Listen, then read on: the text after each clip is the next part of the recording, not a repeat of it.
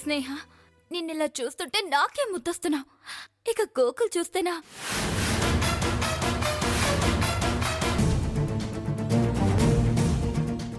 ఏయ్, నువ్విక్కడేం చేస్తున్నావు? అడుగుతుంటే మూగోళ్ళ అలా చూస్తావేంటి?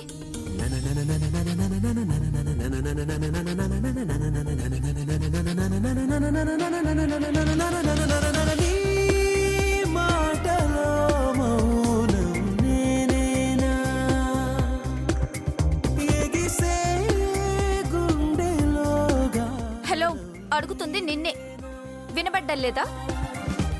చెవుడొచ్చిందా? నోరు పడిపోయిందా? అసలు నన్ను అడగకుండా నా రూమ్ లోకి ఎందుకు వచ్చా? ఆడపిల్ల రెడీ అవుతుంటే చెప్పకుండా రావడానికి బుద్ధి లేదు? కొంచెమైనా కామన్ సెన్స్ ఉండాలి కదా. వయసు రాగానే సరిపోదు, కాస్తైనా బుర్ర ఉండాలి. అసలు నిన్ను కాదు, వద్దొద్దంటున్నా నిన్నింట్లో ఉండనిచ్చిందే మా అమ్మ నానాలి. హలో, నిన్నే, వినపడుతుందా? ఏంటా? అసలు నా రూమ్ లోకి ఎందుకు వచ్చా? అద్భుతం. అద్భుతమా? ఏం మాట్లాడుతున్నావు? అసలు ఈ డ్రెస్ లో నువ్వు ఎంత అందంగా ఉన్నావో తెలిసేసినా? నీ అందం చూసి అప్సరసలే చూపడేంత అందంగా ఉన్నావు నువ్వు.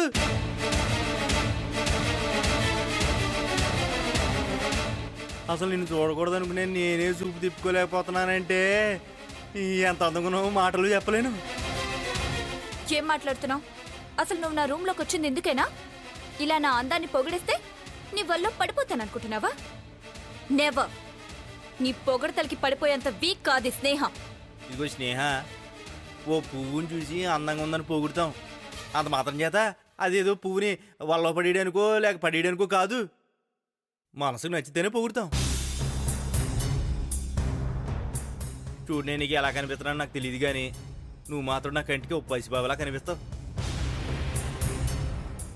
అందుకే నేను చూసినప్పుడల్లా నేను మురిసిపోతాను తప్ప నేను ముట్టుకోవాలనో నాకేదో ముద్దు కావాలనో కాదు. అలా ఎప్పుడు చూడను, అలా చూస్తే నేను అసలు నిజమైన ప్రేమికుడినే కాదు. ఇప్పుడు కాదు, ఒకప్పుడు.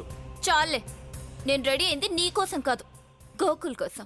నువ్వు ఎవరి కోసం రెడీ అయినా నాకు అది సంబంధం లేదు. నువ్వు అందంగా ఉన్నావు, అందుకే చెప్పాను. ఇదిగో, ఇంత అందంగా బయటికి వెళ్తే దిష్టి తగులుతుంది, బొగ్గని దిష్టి చుక్క పెట్టుకో. దిష్టి చుక్క పెట్టుకునేది పెళ్లి కూతురు మాత్రమే, పెళ్లి కాని వాళ్ళు కాదు. అయినా దిష్టి పెట్టడానికి అందరి కళ్ళు మన కళ్ళంత చండాలమైన కళ్ళు కావులే. చూసే చూపుని బట్టి ఉంటుంది దిష్టి. నా కళ్ళలో ఏ అర్థం ఉందో నాకు తెలియదు, కానీ స్వార్థం మాత్రం ఉండదు స్నేహ. అది అర్థం చేసుకుంటే చాలు. మాకు తెలుసు. అసలు ఇంతకీ ఎందుకు వచ్చావు? కాటుకు కోసం. అక్కడుంది, తీసుకో.